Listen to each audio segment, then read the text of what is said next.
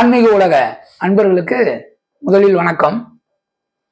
இந்த நிகழ்ச்சியில திருமணம் சம்பந்தமான விஷயங்களை பேசுவோம். குறிப்பா திருமணம் தடையாகி நிற்பது யாருக்கெல்லாம் அப்படின்றத பார்க்கலாம். பெரும்பாலும் ஜோதிட அனுபவத்துல ராகு கேதுக்குள்ள கிரகங்கள் மாட்டிக்கொண்டால் அவருக்கு காலதாமதமான திருமணம் நடைபெறுகிறது.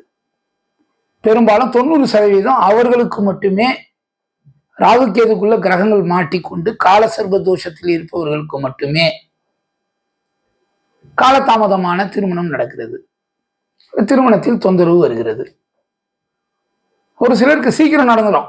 ராகு கேது இந்த காலசர்ப தோஷம் இருக்கிறவங்களுக்கு சீக்கிரம் நடந்துடும். ஆனா பிரச்சனைகளை எதிர்கொள்றாங்க. இது அனுபவத்துல பார்க்கிறோம். பொதுவாகவே இந்த ராகு கேதுக்குள்ள கிரகங்கள் மாட்டிக்கொண்டவர்களுக்கு 90% பேர்களுக்கு திருமணம் மட்டுமல்ல, அனைத்து விஷயங்களும் காலதாமதமாகவே நடக்குது. இந்த மாதிரி ராகு கேதுக்கு உள்ள மாட்டிக்கொள்ளுகிறவர்கள் அந்த லக்னத்துக்கு 9ஆம் அதிபதி யார் அப்படின்னு பார்க்கணும். அதற்குண்டான கடவுள் யார் அப்படின்னு பார்க்கணும். அவர்களுக்கான பிரீத்தியை செய்து கொண்டு திருநாகேஸ்வரம் அல்லது காளஹஸ்தி இந்த இடங்களுக்கு வெள்ளிக்கிழமையில் காலை 10 to 12 மணிக்குள்ளாக போய் பால் அபிஷேகம் செய்து கொண்டால் இவர்களுக்கு அந்த ராகு கேதுவால் இருக்கக்கூடிய துன்பங்கள் கொஞ்சம் குறையும். நிறைய குறைஞ்சிடும், தோஷமே போயிடும், அவங்க கிளீன் ஆயிடுவாங்க அப்படின்னு இல்லை. அவைகளால் ஏற்பட்டக்கூடிய தடை நீங்கி சிறு வழி கிடைக்கும். திருமணத்துக்கான தடை நீங்கி வழி கிடைக்கும். அதனால இந்த ராகு கேது தோஷம் இருப்பவர்கள், குறிப்பா காலசர்ப தோஷம் இருப்பவர்களுக்கு காலதாமதமான திருமணம் நடக்குது. அப்ப என்ன பண்ணணும்னு பார்த்தீங்கன்னா, இந்த ராகு கேதுக்கு போய் நம்ம தோஷம் பண்ணணும்.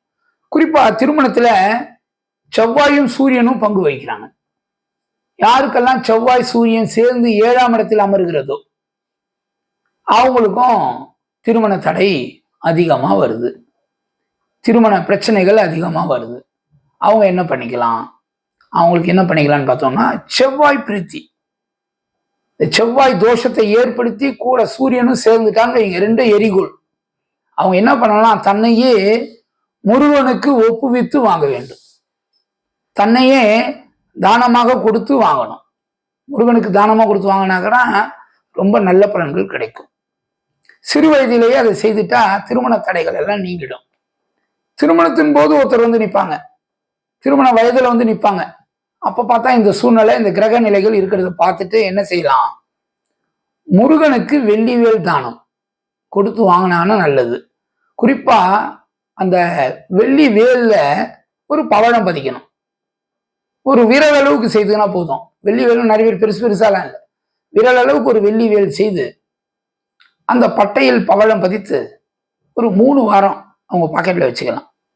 பாக்கெட்ல வச்சு 4வது வாரம் எடுத்துன்னு போய் முருகனுடைய பாதத்தில் வச்சு இவங்க பேருக்கு ஒரு அர்ச்சனை பண்ணிட்டு இவங்க கையாலேயே அந்த வெள்ளி வேலை வாங்கி கோவில் உண்டியில தன்னை தானம் செய்வதாக நினைத்து கொண்டு செய்தார்கள் என்றால் இவர்களுக்கு அந்த செவ்வாயால் இருக்கக்கூடிய துன்பம் நீங்கும்.